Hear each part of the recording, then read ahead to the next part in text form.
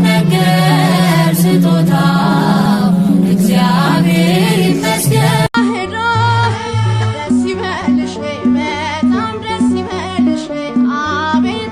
ዛሬ ለቅድስት ቤተክርስቲያን ትልቅ ደስታና ሐሴት ነው። ብፁዕ አቡነ ሳዊሮስ የሸገር ሲቲ ሀገረ ስብከት ሊቀ ጳጳስ በአካባቢያቸው የነበረ አንድ የፕሮቴስታንት ፓስተር ከነተከታዮቹ ወደ ቅድስት ኦርቶዶክሳዊት ወደ ቀጥተኛዋ ቤት ተመልሷል። ቤተክርስቲያን ፊት ለፊት የሚጠላ ሰው ይሻላል ቤተክርስቲያን ውስጥ ገብቶ ለቤተክርስቲያን ተንቆርቋሪ መስሎ የራሱን ሽቀላ የሚሸቅል። ይህን ዘንባባ የሆሳዕና ቀን ግንባራችሁ ላይ የምታስሩ ሰዎች፣ እጣታችሁ ላይ የምታረጉ ሰዎች ምንድነው ምሳሌው? ነገ መጋቢት 27 በመዳፉ ዓለምን የጨበጠ እግዚአብሔር ወልድ መድኃኔ ዓለም ኢየሱስ ክርስቶስ ነው። የምንባረክበት የምንቀደስበት ሰማያዊ ቤታችንን የምናዘጋጅበት ትልቁ ክብረ በዓላችን ደረሰ። እንሰግዳለን ለስዕሉ። የእመቤታችንን ስዕል አድነው ሳንቡሳና ፓስቲኒ መሸጫ ሲያደርጉትኝ በቁጥጥር ስር ውለዋል። ሰላም ጤና ይስጥልኝ። እንዴት አላችሁ? እግዚአብሔር የተመሰገነ ይሁን። በአዲስና በወቅታዊ ቪዲዮዎች ተመልሼ መጥቻለሁ። እንግዲህ በዚህ ፕሮግራም የምንመለከተው በጣም በሚያሳዝን ሁኔታ የእመቤታችንን ስዕል አድኖ ሳምቡሳ ሲሸጥበት የነበረ አንድ ግለሰብ ተይዟል። ምን እንደሆነ አስመለክታችኋለሁ። በጣም ደስ የሚለው ደግሞ ፓስተሩ ከነተከታዮቹ ተጠምቆ ወደ ቤተክርስቲያናችን ተመልሷል። ይሄን እንመለከታለን። እንግዲህ አዎንታ በርሲሳ ታውቁታላችሁ፣ ፊንቴክን ያጋለጠው። አሁን ደግሞ አይኑን ወደ ቤተክርስቲያን ዞር አድርጎ ቤተክርስቲያን የሌቦች መናሪያ ሆናለች፣ ግብር መክፈል አለባት የሚሉ ነገሮችን እያነሳ ነው፣ እንመለከታለን። ከዚህ ውጭ ደግሞ ነገ በዓለ ሆሳዕና ይከበራል። በጣም ትላልቅ ሚስጥር ያለው በዓል ነው እና በተለይ ከመጋቢት 27 ጋር ተገናኝቶ ያሉ ነገሮችን አስቀኛቸዋለሁ። በተለይ ወደ መጨረሻ የምንመለከታቸው እነዚህ ነገሮች ለነፍሳችንም ለሁሉ ነገር በጣም የሚጠቅም ስለሆነ እስከ መርሐ ግብሩ ፍጻሜ አብራችሁን ቆዩ። ላይክ በማድረግ ለብዙ ሰዎች እንዲደርስ ደግሞ ብዙዎች ስለሚጠቀሙበት ሼር እንድታረጉ ቤቱንም ሰብስክራይብ እንድታረጉ ጠይቃችኋለሁ። እስቲ በቅድሚያ ደስ ከሚለው ከዚህ ምስራችን ጀምር። ዛሬ ለቅድስት ቤተክርስቲያን ትልቅ ደስታና ሐሴት ነው።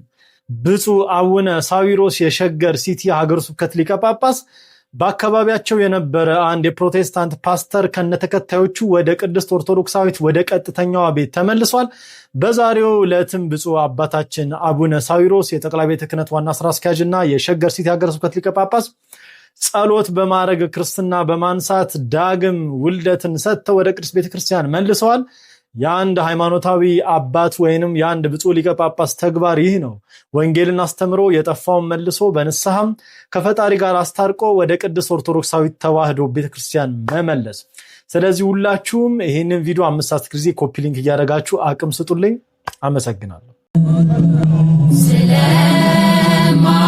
ስለማይነገር ስጦታው እግዚአብሔር ይመስገን። ቸል ያላለን አምላክ ስንጓዝ ማዕበሉን አቋርጠን ስለማይነገር ስጦታው እግዚአብሔር ይመስገን። ስለማይነገር ስጦታው እግዚአብሔር ይመስገን።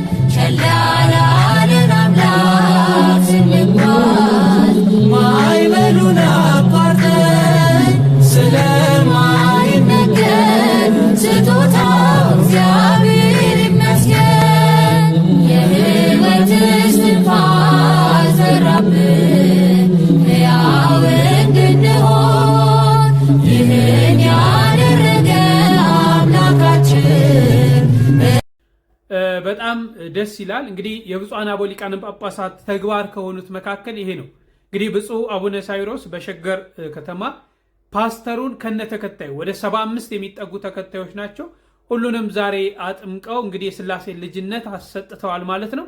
ይሄ ነው ደስ የሚል። ቤተክርስቲያን እዚህ ላይ ትስራ ነው። እኛ ሁልጊዜ የምንጮኸው ሁልጊዜ የምንለፈልፈው ቤተክርስቲያን ወንጌል ላይ ትስራ። ምዕመናኑ እየወጣ ነው። ምዕመናኑ እየተበሉ ነው። ሌሎች እየወሰዷቸው ነው። ስለዚህ ከቤቱ የሚወጡ በርካቶች አሉ። ትምህርት አጥተው ደግሞ የሚቀበዘበዙ ነፍሳት አሉና ገንዘብ ሁልጊዜ ገንዘብን ከመልቀም ሁልጊዜ ገንዘብ ላይ ከማተኮር እንዲህ አይነት ስራዎች ላይ ቤተክርስቲያን ትሳተፍ እያልን ድምፃችን የምናሰማው ይሄ ነው። ከምንም በላይ ህንፃ ቤተክርስቲያን ከመስራት በላይ ህንፃ ስላሴ መስራት ነው የሚያስደስት። የስላሴ የሆኑትን ህንፃ ወደ ቤቱ መመለስ ነው የሚያስደስት። ትላልቅ ግዙፍ ህንፃ ተሰርቶ ከሚቀመጥ 100፣ 200፣ 300 ምዕመናን ወደ ቤቱ ተመልሰው ሲጠመቁ ነው ደስ የሚለው። የካህናት አገልግሎታቸው ይሄ ነው። ወደ ዓለም ዳርቻዎቹ ሁሉ ሂዱ፣ አስተምሩ፣ በስሜ በአብ በወልድ በመንፈስ ቅዱስ ስም አጥምቋቸው ተብሎ ነው ለሐዋርያቱ ለካህናቱ ስልጣን የተሰጠው ማለት ነው። ስለዚህ ካህናቱ ሊቃነ ጳጳሳቱ ይህንን ስልጣን መጠቀም አለባቸው። ክርስቶስ ያዘዘው ስለሆነ ወንጌል ላይ መሰራት አለበት። በጣም ደስ ይላል። በቤቱ ያጽናችሁ። እንዲሁም ደግሞ የመንግስት ወራሾች ለመሆን ያብቃን ያብቃችሁ። እሺ እስቲ እመቤታችንን ስዕል አድኖ ቀዶ ምንድን ነው ያደረገው? እንሰግዳለን ለስዕሉ። የእመቤታችንን ስዕል አድኖ ሳንቡሳና ፓስቲኒ መሸጫ ሲያደርጉትኝ በቁጥጥር ስር ውለዋል አቃቂ ክፍለ ከተማ ውስጥ። ኦርቶዶክሳውያን ይሄ የጥንቃቄ መልእክት ነው። እማምላክን የሚወዳት እመቤታችንን የሚያፈቅራት ክብሯን በምንም ነገር የማይደራደርበት ኦርቶዶክሳዊ ይህንን ቪዲዮ አብዝቶ ለብዙዎች እንዲያደርስልኝ እፈልጋለሁ። መጀመሪያ ይህንን የተፈጠረውን አጋጣሚ ስሙት። ፓስቲኒ ሊገዛ ያልኩኝ ሲሸጠኝ ያየውና አቃቂ ውስጥ ሻይ ቤቱ ስም አላውቀውም፣ የድሮ ሻይ ቤት ነው። ሰጠኝና 2 ሳምቡሳ ገዛሁት፣ 2 ፓስቲኒ ገዛሁት። በዚህ ጠቅሎ ሲሰጠኝ አንተ አሁን ይሄ የእናንተን የመጽሐፍ እንደዚህ ቀድጄ ብሸጥበት ደስ ይላል ያልኩት እኔ አላውቅም አለ። እና እንዴ በዚህ ይሸጣል ታዲያ ምን ላድርገው ታዲያ ገዝቼዋለሁ ልጣለው አልጥልም አለ። ከዛ እኔ ዝም ብዬ ወጣውና ለጓደኞቼ ነገር ከዛ ጓደኞቼ ነገር ጓደኞቼ ለሄደ በአካል ያገኘው ቀምጧቸው ሄደና ከየት አመጣችሁ ማከፋፋዩ ነገርን አለ። ማከፋፋዩ ነገሩት። ከዛ እጅ ከፍንጅ ከነ ወረቀቱ ያዛቸው። ለፖሊስ መረጃ ሰጣን። ፖሊሶች መጡ። አድራሻው ከየት እንደምታመጣ አባቷን ነግራ አባቷ ከመርካቶ እንደሚያመጣ ከማከፋፈያ እና እንደሚሸጡ ልጅቷ ተናገረች። እኔም ለፖሊስ ቃል የሰጠው መጨረሻ አሁን እነሱ ተይዘዋል። ፌስታል ስለተከለከለ ወረቀት ተጀምሮ ይላ ያቺ ምክንያት በማድረግ ሪከቨር ማድረግ ጀምረዋል። ይሄ ህትመት የሚታተምበት ነው። ቲሸርቱ ላይ ስታምፕ ከተደረገ በኋላ እኛ ኦርቶዶክሳውያን የምናደርገው የነበረው ወይ ለራሱ ላዘዘን ሰውዬ እንሰጠዋለን ወይ ደግሞ እናስቀምጠዋለን፣ በክብር እናስቀምጠዋለን። ግን ይሄኛው ይሄ ብቻ ሳይሆን በጣም በብዛት ነው። በብዛት እንዴ በኪሎ 200 ብር መገዛው አለ ልጅ። እጅግ ከፍተኛ ጥንቃቄ አድርጉ። ፌስታል በመከልከሉ የተነሳ በጣም ብዙዎች ይሄንን የእመቤታችንና የቅዱሳንን የመስቀሉን ስዕል አድህኖ በዚህ ሰዓት ላይ እንደ ወረቀት ለዳቦ ለተለያዩ ቁሳቁስ እየተጠቀሙት ይገኛሉ። እኛ ደግሞ ኦርቶዶክሳውያን ባለማህተቦች ነን፣ ይገደናል። እኛ ለስዕሉ አንሰግዳለን። ለሻን ያለንን ክብር ለማዋረድ የሚሄዱበት ርቀት ነውና አብዝታችሁ ይሄንን ቪዲዮ ማርያምን ነው መነግራችሁ፣ አብዝታችሁ ይሄንን ቪዲዮ ሼር፣ ኮፒ ሊንክ፣ ሪፖስት በማድረግ ከፍተኛ ጥንቃቄ በማድረግ እንድትፈትሹ እንድታዩ፣ ስትደርሱበት ደግሞ ማርያምን እንዳትደራደሩበት፣ በዚህ ጉዳይ እንዳትደራደሩ፣ ስትደርሱበት ለህግ አሳልፋችሁ የመስጠት የእናንተ ባለማህተቦች ግዴታ ነው። እኛ ግን በስዕሏ ፊት ስገዱ።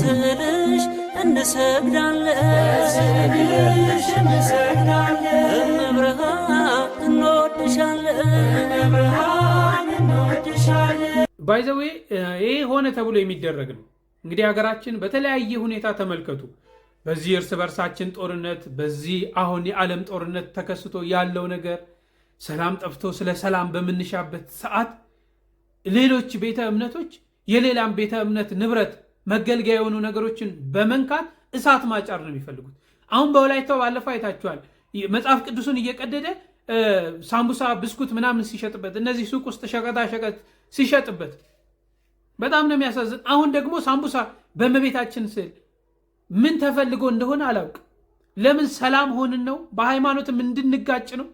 በሃይማኖትም እንድንባላ ነው? ይሄ እኮ በጣም ሴንሲቲቭ ነገር ነው። ለአንድ ሰው ልጅ መሰረታዊ ነገር ማይደራደርበት ነገር ሃይማኖቱ ነው። ማንም በሃይማኖቱ አይደራደርም። ማንም ማለት ነው። ያለችን እቺ ሃይማኖት ናት እኮ በዚህ ምድር የምታኖረን። ተስፋ ያለን እኮ በዚች ሃይማኖት ውስጥ ስንኖር ነው። ስለዚህ ሃይማኖታችን እየተነካ ዝም አንልም። ጦርነት እንዲከሰት እርስ በርሳችን እንድንጋጭ የሚፈልጉ አካላቶች አሉ። አሁን ይሄ ምን ማለት ነው? የእመቤታችንን ስዕል አትመኑበት፣ እመኑ እኮ አንልም። በግድ ውደዷት አንልም። ግን አትንኩብን፣ በቃ ለእኛ አትንኩብን። ለእኛ ለኦርቶዶክሳውያን ምን እንደሆነች እናውቃለንና አትንኩብን። በጣም ያሳዝናል። እንዲህ አይነቶችን እግዚአብሔር አምላክ አይምሯቸውን ይመልስ ከማለት ውጭ ምንም አንልም። ወደ አሁንታ በርሲሳ እንለፍ።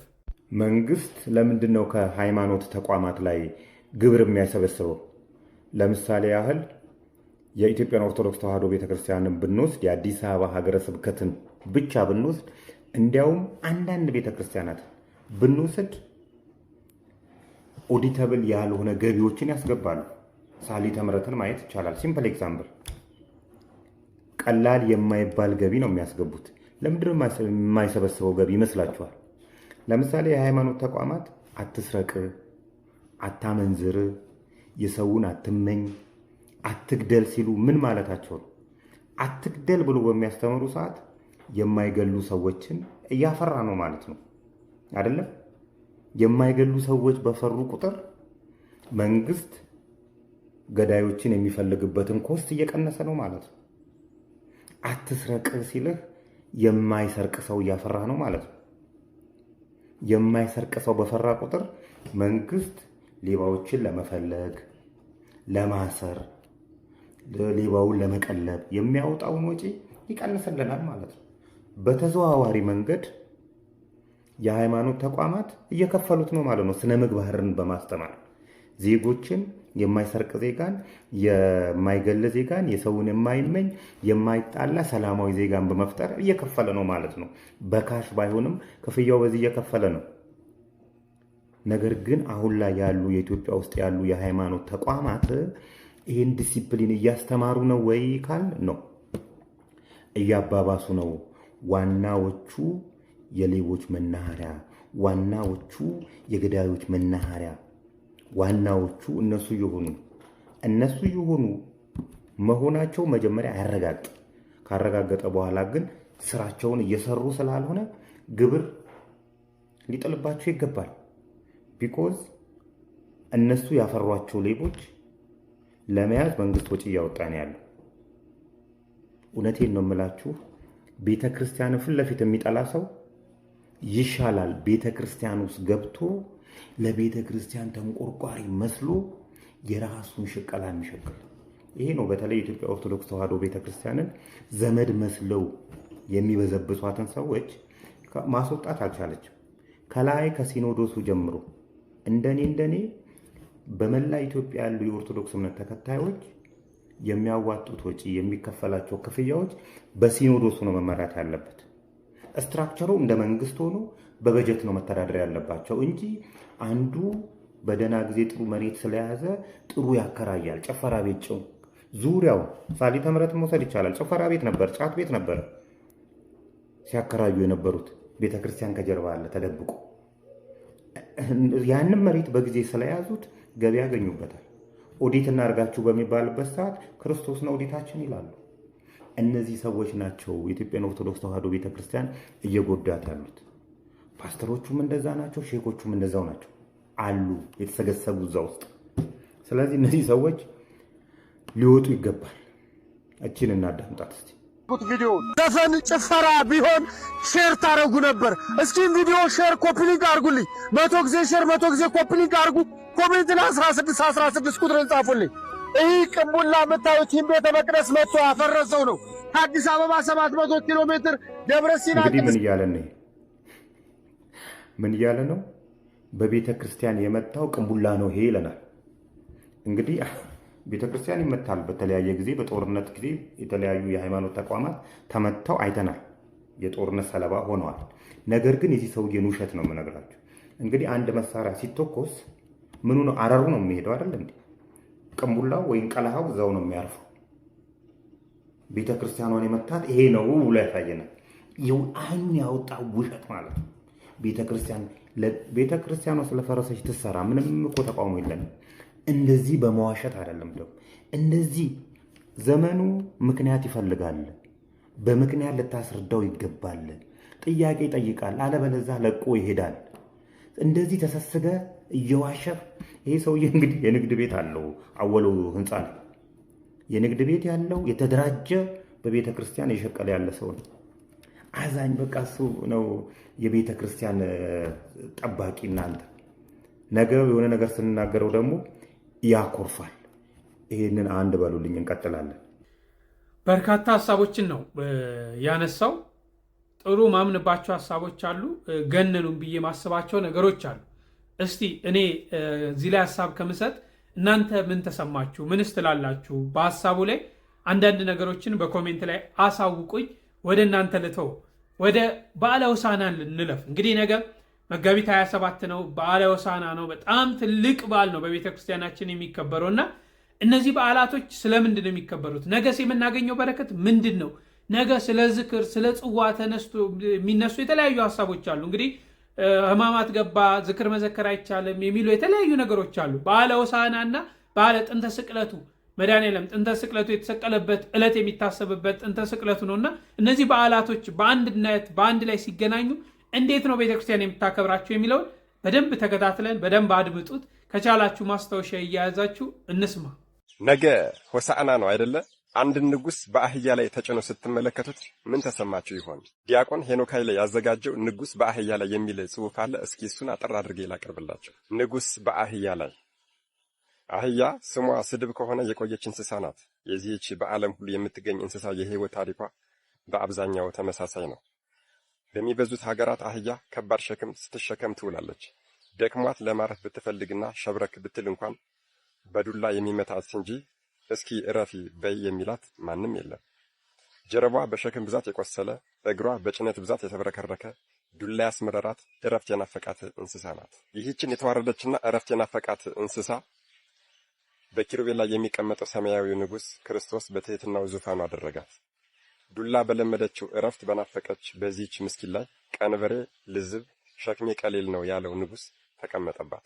ኃያላን ነገሥታት ባማረ ሰረገላ ሆነው በሰራዊት ታጅበው ነጋሪት እያስመቱ መለከት እያስነፉ ሰይፍ በታጠቁ ጦረኞች እየተፎከረላቸው ወደሚገቡባት ወደ ኢየሩሳሌም ከተማ መድኃኔዓለም ኢየሱስ ክርስቶስ በአህያ ላይ ተጭኖ በአሳ አጥማጮች ተከቦና ታጅቦ በሕፃናት ዝማሬና በዘንባባ ዝንጣፊ ታጅቦ ወደ ኢየሩሳሌም ገባ። እጅግ በጣም ይገርማል። ፈርተውት ሳይሆን ወደውት የሚዘምሩለት ንጉሥ፣ ልብስ ገፍፎ የሚረግጥ ሳይሆን ልብሳቸውን አውልቀው ረግጠህ እለፍ የሚሉት ንጉሥ፣ በቅንጦት ሰረገላ የሚሳፈር ሳይሆን በአህያ ላይ ከተቀመጥኩ ይበቃኛል የሚል ንጉሥ ወደ ኢየሩሳሌም ገባ።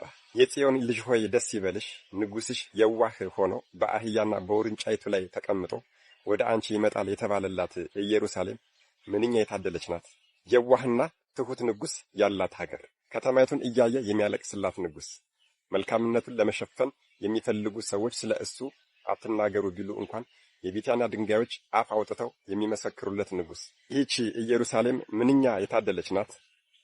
የታሰሩትን አስታውሶ ያስፈልጉኛል ፈትታችሁ ወደ እኔ አምጡልኝ የሚል ንጉሥ፣ ዘንባባ ተይዞ ስለ ሰላም የተዘመረላት፣ ሰላምሽ ዛሬ ነው የተባለላት ያቺ ከተማ ኢየሩሳሌም ምንኛ የታደለች ናት! እጅግ በጣም ይገርማል። ያችን ሸክም ያቆሰላትን እረፍት የናፈቃትን አህያ ክርስቶስ ፈትታችሁ ወደ እኔ አምጡልኝ ብሎ ዙፋኑ አደረጋት። ይሄ ታሪክና ይሄ ክብር ለአህያዋ ብቻ የተነገረ ለአህያዋ ብቻ የተሰጠ ክብር የመሰለን ሰዎች ካለን ሞኞች ነን። አዎ አህዮች አንብበው የማይጽናኑበት ወንጌል ላይ ይሄ ክስተት ይሄ ታሪክ የተጻፈው እኮ ለእኛ ሸክማችን ለከበደ ለሰው ልጆች እንጂ ለማንም አይደለም። እንደ አህያ ባንሸከምም ጀርባችን ባይቆስልም የልባችን ጀርባ በኃጢአት ሸክም የጎበጠ በበደል ብዛት የቆሰለብን ብዙዎች ነን። መቼ ነው ይህንን የኃጢአት ሸክም አራግፌ እርፍ የምለው እያን የምንሰቃይ ሞልተናል። መድኃኔዓለም ኢየሱስ ክርስቶስ ያኔ የላካቸውን ካህናት ዛሬም ወደኛ ልኮ ፈትታችሁ አምጡልኝ ብሎ እኛንም ቢያስፈታን ምን አለበት? ለነገሩ የእኛ የኃጢአት ማሰሪያ እጅግ ትብትብ ያለ ሲሆን ካህናቱም ስልጣኑ ስላላቸው በትህትና ሆነው ከኃጢአት ማሰሪያ እግዚአብሔር ይፍታህ ይሉናል። እንኳን ለሆሳዕና በዓል አደረሳችሁ አደረሰን። መድኃኔዓለም ኢየሱስ ክርስቶስ ከበዓሉ ረድኤትና በረከት ያሳትፈን። አሜን። ይቆየን። ይህን ዘንባባ የሆሳዕና ቀን ግንባራችሁ ላይ የምታስሩ ሰዎች፣ እጣታችሁ ላይ የምታረጉ ሰዎች ምንድነው ምሳሌው? ልጆቻችሁ ቢጠይቋችሁ ምንድነው መልሳችሁ? እማዬ ለምንድነው ግንባራችን ላይ የምናስረው ቢልሽ መልሳለች? እነግራችኋለሁ። በደንብ አድርጋችሁ ስሙኝ። ሁላችሁም ይህን ቪዲዮ ሼር፣ ኮፒ ሊንክ፣ ላይክ፣ ሪፖስት እያደረጋችሁ ለብዙዎች እንዲዳረስ አድርጉት። እና ደግሞ ይኸውላችሁ ሰይጣን ስጋው ደግሞ ስንቀበል በፍጹም አይወድም። ለምን መሰላችሁ? የሆሳዕና ቀን ተዘጋጁና የሆሳዕና ቀን እንቁረብ ብዬ የሰራሁትን ቪዲዮ ምንም ነገር ጥሰት አላደረኩም። ነገር ግን ኮሚኒቲ ጋይድላይን ብሎ አውርዶብኛል። ሌላ እስከዛሬ ወርዶብኝ አያውቅም። ስለዚህ በዚሁ አጋጣሚ ሆሳዕና ቀን ነገ እንቆርባለን። እንግዲህ ሰይጣን ይፈነዳም እንዲሆን እናያለን እና ደግሞ ትብብራችሁ ያስፈልገኛል። አሁንም ድጋሚ እንዳይዘጋብኝ ኮፒ ሊንክ አድርጉልኝ፣ ፕሮፋይሌ ጋር እየገባችሁ ማለት ነው። ዋና የኔ እንትን ጋር እየገባችሁ ኮፒ ሊንክ በደንብ አድርጉልኝ እና ይሄንን የምናስረው ለምንድን ነው ካላችሁኝ ኢየሱስ ክርስቶስ ወደ ኢየሩሳሌም ሲገባ ማለት ነው በአህያዋና በውርንጫዋ ላይ ሆኖ ሲገባ ወተቀበልዎ ሕዝብ ብዙሃን ብዙ ሕዝብ ተቀበሉት ይላል። ምን እያደረጉ ተቀበሉት ካላችሁኝ ዘንባባ ይዘው ሆሳዕና በአርያም በሰማይ መድኃኒት መባል ላንተ ይገባል እያሉ ሆሳዕና በአርያም እያሉ ዘንባባ የዘንባባ ዝንጣፊ ይዘው ስለተቀበሉት ዛሬ እኛም በራሳችን ላይ እናስራለን፣ በጣታችን ላይ አንዳንዶቻችን እናረጋዋለን። ስለዚህ የዚያ ምሳሌ ነው ማለት ነው። ስለዚህ ልጅሽ እማዬ ይሄን ለምንድን ነው ቢልሽ አይ ልጄ ክርስቶስ ወደ ኢየሩሳሌም ሲገባ ሕዝቡ የዘንባባ ዝንጣፊ ይዘው ስለተቀበሉት እኛም የዚያ ምሳሌ ነው የምናደርገው ብለሽ ንገሪው። ሃይማኖትሽን አስተምሪው ለልጅሽ፣ አስተምረው ለልጅሽ። ስለዚህ የዚያ ምሳሌ ነው። እስቲ ሁላችሁም ኮሜንት ላይ ሆሳዕና በአርያም እያላችሁ ጻፉልኝ። ማንም ሰው ሳይጽፍ እንዳይሄድ ሆሳዕና በአርያም እያላችሁ ኮሜንቱን አጥለቅልቁት። መድኃኒት መባል በሰማይ ላንተ ይገባል ማለት ነው ትርጉሙ።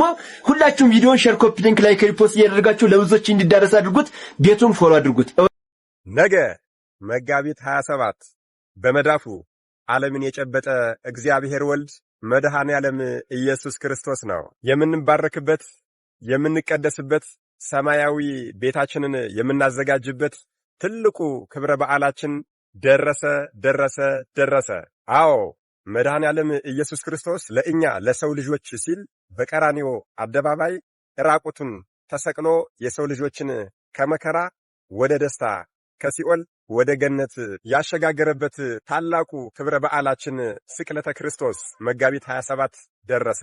የመድኃኔ ዓለም የኢየሱስ ክርስቶስን ዝክር የዘከረ ሰው በዓሉን ያከበረ ሰው ምን አይነት ነገር ሊያገኝ ይችላል?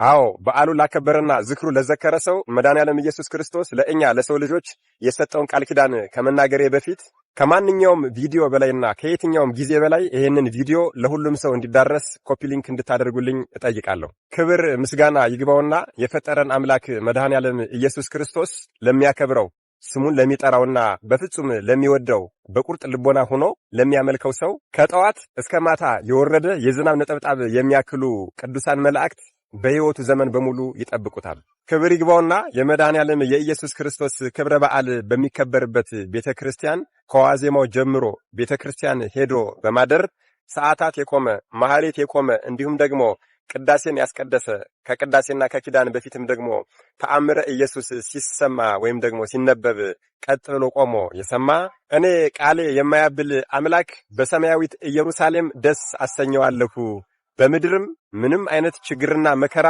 አይኖርበትም፣ ከመከራ ሥጋ ከመከራ ነፍስ አድነዋለሁ። ክብር ይግባውና አንድ ሰው የመድኃኔ ዓለምን ዝክር መታሰቢያ ለማዘጋጀት አስቦ እንጀራና ወጥ እንዲሁም ደግሞ ሌላም ነገር ከሚዘጋጅበት ከእንጨቱ የሚወጣውን ጢስ ቅዱሳን መላእክት ከእግዚአብሔር ታዝዘው ይመጡና በክንፋቸው ያንን ጢስ ይዘው ወደ ላይ ይወጡና እንደ ብርሃን እያንቦገቦጉ በአራቱም አቅጣጫ ይበትኑታል። ታዲያ ያ ጢስ የነካው ሰው ይድናል። አይደለም ክርስቲያን አረማዊም እንኳን ቢሆን በእዚያን ቀን ጢሱ ከነካው በኋላ ቢሞት ያለ ወቀሳና ያለ ከሰሳ የእሳትን ባህር ይሻገራል። በተቻለው መጠን በመድኃኔ ዓለም ስም ዝክር አዘጋጅቶ ለትንሹም ለትልቁም በስሙ የዘከረ ያበላ ያጠጣ የታረዘውንም ደግሞ ያለበሰ የእሳትን ባህር ይሻገር። በምድርም ሳለ ምንም አይነት ችግር አይድረስበት።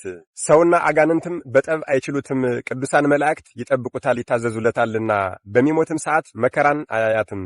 የመድኃኔ ዓለምን ዝክር የሚዘክር ሰው የሚሰጠው ብርሃን ከፀሐይ 7 እጅ ይበልጣል። ወዳጆቹም ከመላእክት ቅዱስ ሚካኤልና ቅዱስ ገብርኤል፣ ከጻድቃን ገብረ መንፈስ ቅዱስና አቡነ ተክለ ሃይማኖት፣ ከሰማዕታትም መጥምቀ መለኮት ቅዱስ ዮሐንስና ሊቀ ዲያቆናት ቅዱስ እስጢፋኖስ ናቸው። የቅዱሳንን መታሰቢያ ዝክር የዘከረ እንዲሁም ደግሞ በዓላቸውን ያከበረ ራሱን ከእሳት ባህር ያሻግራል። በቅድስት ደብረ ጽዮንም ከነሱ ጋር አብሮ ይሰበሰባል። የመድኃኔ ዓለምን ዝክር የዘከረ መታሰቢያውን ያደረገ በዓሉን ያከበረ ግን ባለሟልነትን ያገኛል።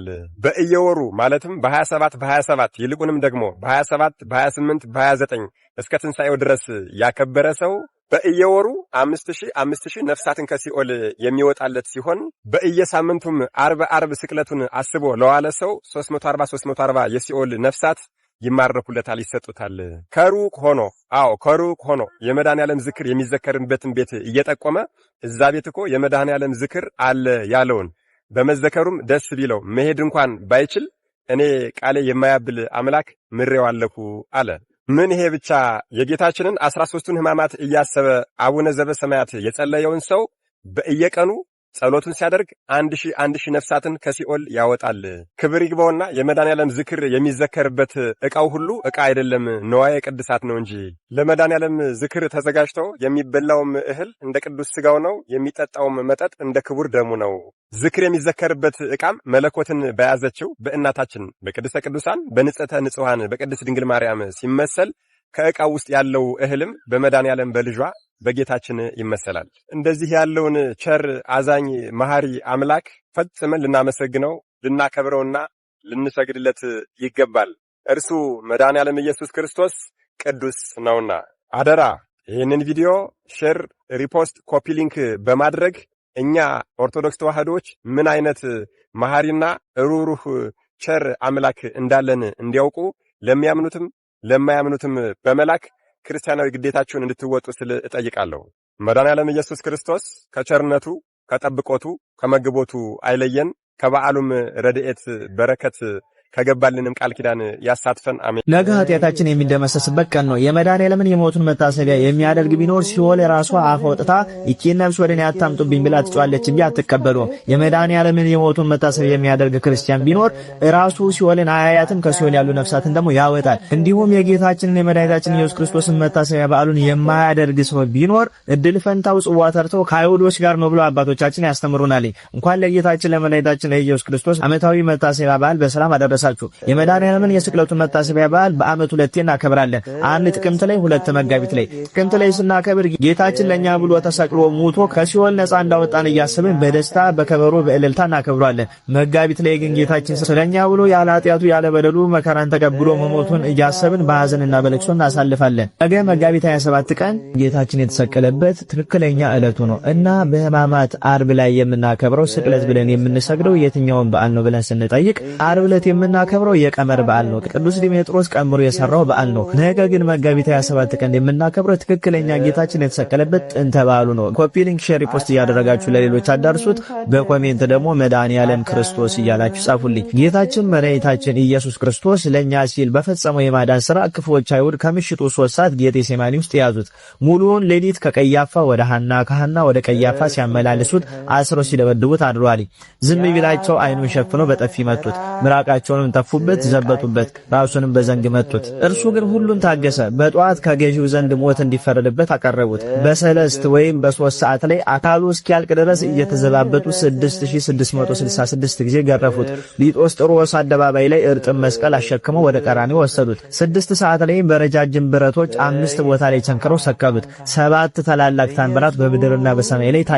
ዓለም በጨለማ ሳለች ጌታ በመስቀል ላይ 7 ቃላትን ተናገረ። ከቀኑ 9 ሰዓት አካባቢ በባህሪ ስልጣኑ ከቅድስት ነፍሱ ቅዱስ ሥጋውን ለየ። በዚያች ሰዓትም ወደ ሲኦል ወርዶ የታሰሩትን ሁሉ ፈታ። 11 ሰዓት ላይ ደጋጉ ዮሴፍና ኒቆዲሞስ ከታላቅ ክብርና ሐዘን ጋር በአዲስ መቃብር ቀበሩት። በዚያች ቀን ድንግል ማርያም ልቧ በሐዘን ተቃጠለ። ወዳጁ ቅዱስ ዮሐንስ ፍጹም ልቅሶን አለቀሰ። ቅዱሳት አንስት በዋይታ ዋሉ። ማቴዎስ 27፣ ማርቆስ 15፣ ሉቃስ 23፣ ዮሐንስ 19 ላይ ይመልከቱ። ለኛ ለኃጥአን ፍጡሮቹ ሲል ይሄን ሁሉ መከራ የታገሰ አምላክ ስለ 13ቱ ሕማማቱ 5ቱ ቅንዋቱ ስለ ቅዱስ መስቀሉ ስለ ድንግልናቱ ለቅሶና ስለ ወዳጁ ቅዱስ ዮሐንስ ብሎ ይማረ።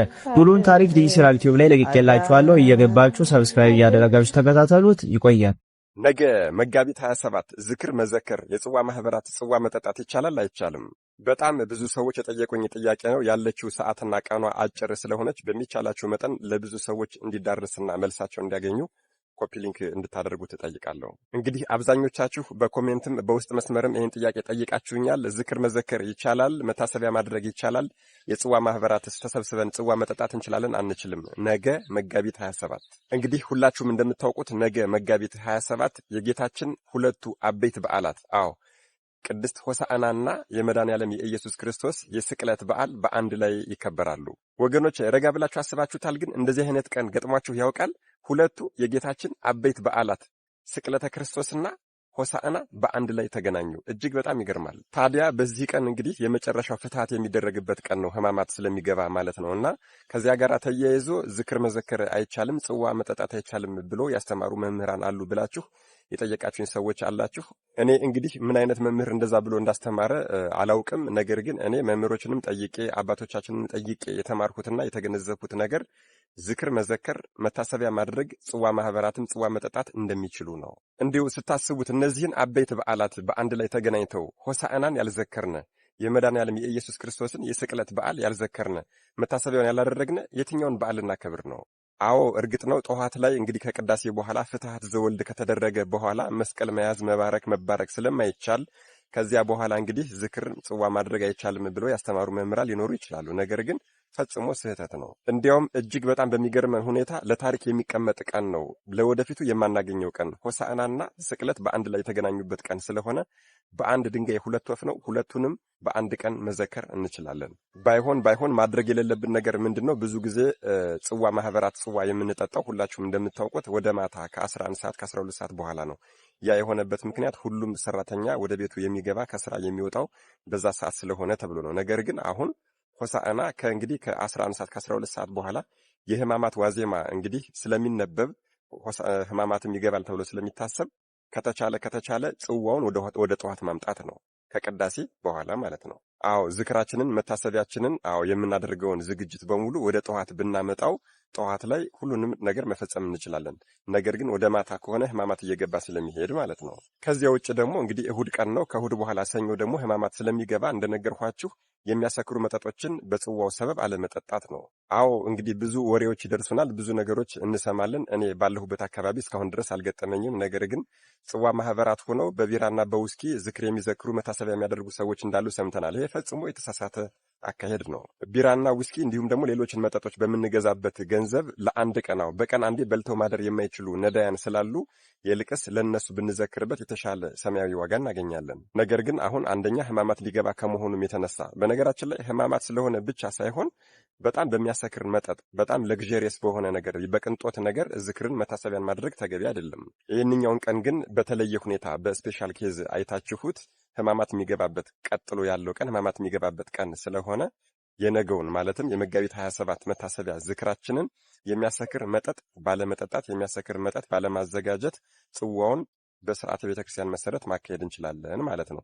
እንዲሁም ምናልባት ጠላ አሁን ሌሎች መጠጦች እንኳን ይዘጋጁ ቢባል እኛ ለጸበልነቱ ብቻ ለጽዋው ብቻ ቀምሰን እንተዋለን እንጂ በጣም እስከምንጠግብና በጣም እስከምንሰክር ድረስ ያንን አለመጠቀም ነው። ከዚያ ውጪ አንድ የምነግራችሁ ትልቅ ነገር አለ። እርሱም ምንድነው? አሁን በሰሙነ ሕማማት በሙሉ ሳምንቱ ምንም አይነት ዝክር መታሰቢያ አናደርግም አይደለ? ነገር ግን እኛ በቀን አንዴ ነው የምንበላ። ምክንያቱም ከምሽቱ 1 ሰዓት በኋላ አይደለ? ከምሽቱ 1 ሰዓት ድረስ ስለሚጾም የቁርስና የምሳችንን ፈንታ ለሰዎች እንድንዘክር ነው የታዘዝነው። አዎ የሰሙነ ሕማማት ስርዓቱ ልዩ ስለሆነ ብላችሁ ዝክር መታሰቢያ በሰሙነ ሕማማት ለምሳሌ አሁን ለነዳያን ለኔቢጤዎች አንዘክርም የምትሉ ሰዎች ካላችሁ እጅግ በጣም ትልቅ ስህተት ነው። አይደለም የሆሳዕና ቀን ከሰሙነ ሕማማት ከሰኞ ጀምሮ እስከ ቅዳሜ ድረስ የሚችል ሰው እንዲያውም ነዳያንን ምንዱባንን እየሄደ መዘከር ማየት መጎብኘት አለበት፣ ከስግደቱ ከጸሎቱን ስርዓት ውጪ ማለት ነው። አዎ እውነቴን እኮ ነው። እኛ የተሻለ ኑሮ የምንኖር ሰዎች ካልጎበኘናቸው እነዚህን ነዳያን ማን ሊጎበኛቸው? እነዚህን ችግረኞች ማን ሊያያቸው ይችላል?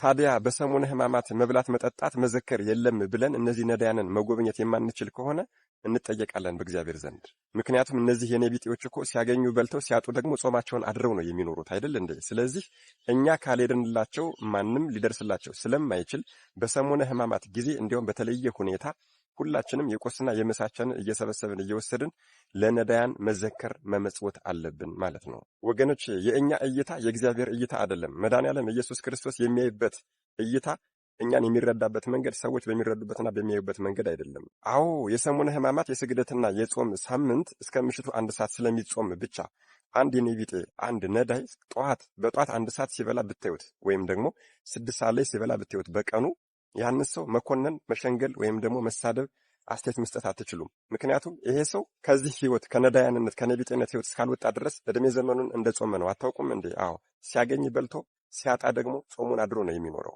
ለዛ ነው እግዚአብሔር የሚያይበት አይን እኛ በምናይበት አይን አይደለም፣ እግዚአብሔር የሚረዳው እኛ በምንረዳበት መጠን አይደለም ያልኳችሁ ለዛ ነው። ስለዚህ ጠቅለል ስናደርገው አይደለም በሆሳዕና ቀን አይደለም በመድኃኔዓለም ቀን ሌሎቹን ቀኖችን ቢሆን ዝክር መዘከር እንችላለን ማለት ነው። ይህንን ቪዲዮ እንግዲህ አስተማሪ ነው ብላችሁ ካሰባችሁ ለሁሉም ሰው እንዲዳረስ በደንብ አድርጋችሁ ኮፒ ሊንክ አድርጉት። ለቤቱ አዲስ ሆናችሁን ፎሎ ማድረግ እንዳይረሳ። መድኃኔዓለም ኢየሱስ ክርስቶስ ከበዓሉ ረድኤትና በረከት ያሳትፈን፣ አሜን። በእውነት ለመምህሮቻችን እግዚአብሔር አምላክ ቃለ ሕይወትን ያሰማልን። እኛም በሰማነው 30፣ 60፣ 100 ያማሩ ፍሬዎችን ለማፍራት እግዚአብሔር አምላክ ይፍቀድልን። በዓሉን አክብረን ደግሞ እነዚህን የሕማማትን ወቅት ደግሞ ከእግዚአብሔር ጋር ተገናኝተን ስለ ሀገራችን ስለ ኃጢአታችን እየሰገድን እየጸለይን ያንን የምንናፍቀውን ብርሃነ ትንሣኤ ለማየት ሁላችንንም ያብቃን እላለሁ። አደራ ሁላችሁም ነገር ወደ ቤተ ክርስቲያን መሄዳችሁን እንዳትረሱ። በጠዋት ሁላችንም አስቀድሰን ከፍታቱም ተፈተን እግዚአብሔር አምላክ ደግሞ ለብርሃነ ትንሣኤው እንዲያደርሰን ተማጽነን የምንመለስበት ትልቅ በረከት የምናገኝበት ዕለት ነውና እግዚአብሔር ለዛ ዕለት ያደርሰን እላለሁ። በሌሎች መረጃዎች እመለሳለሁ። እስከዛው ቸር ቆዩልኝ።